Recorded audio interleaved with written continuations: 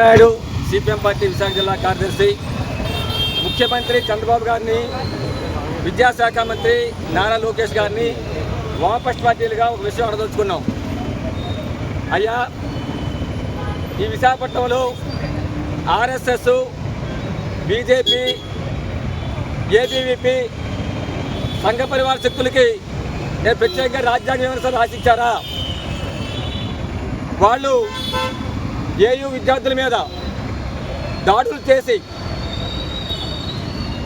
దీంతో పాటు ఆంధ్ర యూనివర్సిటీలో దశాబ్దాల తరబడి ఉన్నటువంటి జాతీయ కార్మిక సంఘాల జెండాల్ని, జాతీయ విద్యా సంఘాల జెండాల్ని, దళిత సంఘాల జెండాల్ని ధ్వంసం చేస్తుంటే పోలీస్ సంరక్షణలోనే పోలీసు తట్టి పెట్టారు. పెద్ద సంఖ్యలో పోలీసు వాళ్ళు ఉన్నారు. వాళ్ళ సంవత్సరంలోనే మొత్తం ఈ జెండాని ధ్వంసం చేస్తుంటే పోలీసులు ప్రేక్షక పాత్ర వహించారు.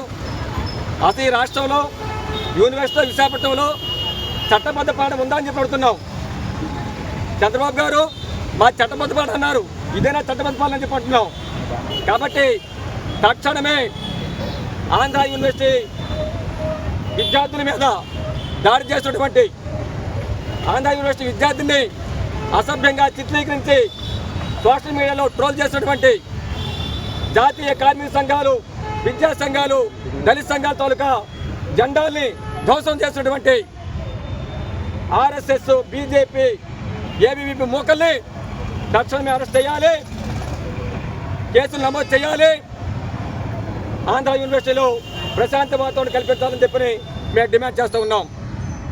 ముఖ్యమంత్రి గారు బీజేపీ మిత్రపక్షమైనంత మాత్రాన, కేంద్రంలో అధికారులు ఉన్నంత మాత్రాన వాళ్ళ చట్టాలు వర్తించవా? చట్టాలు అమలు చేయరా? పోలీసులు ధిక్కరిస్తున్నారు, పోలీసులు వార్నింగ్ ఇస్తున్నారు, పోలీసుల ముందు అరాచక విధంగా వరిస్తున్నారు. అంటే మీరు అధికారంలో ఉంటే మీకు మిత్రపక్షం అయితే చట్టాలు ఉల్లంఘిస్తారా? ప్రతిపక్షాల మీద కేసులు పెడతారా? ప్రజల సమస్యలు పోరాటానికి కేసులు పెడతారా? ఈ చట్టబద్ధ పాలన కాదు, చట్ట విరుద్ధ పాలన.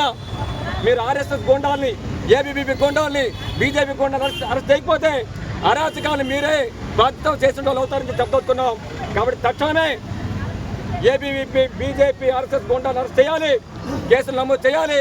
ఆర్ఎస్ఎస్కి ఎట్టి పరిస్థితుల్లో కూడా ఆంధ్ర యూనివర్సిటీలో కార్యకలాపాలు కొనసాగించకూడదని చెప్పని మేము చెప్పదలుచుకున్నాం. లేని పక్షంలో ఖచ్చితంగా ప్రధానికం మీకు కూడా సరైన గుణపాఠం చెప్తారని చెప్పి మేము హెచ్చరిస్తూ ఉన్నాం.